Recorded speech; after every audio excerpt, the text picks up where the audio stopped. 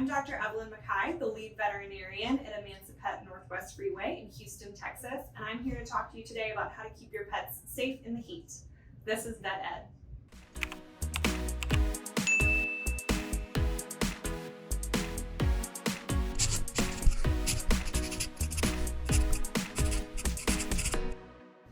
Okay, what dangers can extremely hot weather have on pets? Hot weather can be very dangerous for our pets. There's no single temperature that becomes dangerous. It's going to depend on individual animal factors and other environmental factors as well, such as high humidity, which we often experience in Houston, Texas. If you're outside and you're starting to feel uncomfortable, your pets may be uncomfortable as well. Even if you are outside in warm weather and it feels comfortable, you should always be aware that pets may have to walk on hot surfaces.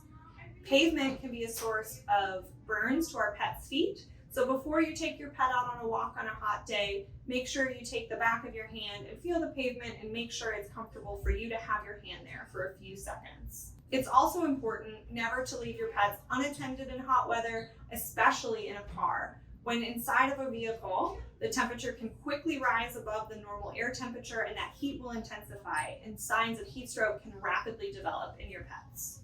What is heat stroke and what are its symptoms? Heat stroke is when the body temperature of an animal rises above normal temperature for an extended period of time. It will be there for long enough to cause organ dysfunction and organ damage. Initial signs of heat stroke may include panting, labored breathing, anxiety. As it progresses, you may see signs of stumbling, confusion, seizures, or even coma.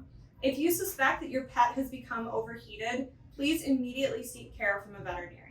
Do not try to rapidly cool your pet with ice or by giving them any additional medications. Seek out a veterinarian immediately and remove them from the hot environment. Are certain cats and dogs more vulnerable to heat? Absolutely. Individual animal factors play a huge role in susceptibility to high temperatures and heat stress.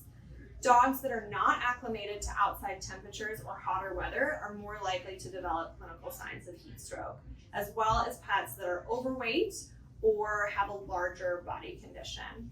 There are certain breeds that are especially more prone. The flat-faced dogs and cats, such as French bulldogs, English bulldogs, or our Persian cats, are going to be more susceptible to heat stroke. And this is because dogs largely cool themselves by panting.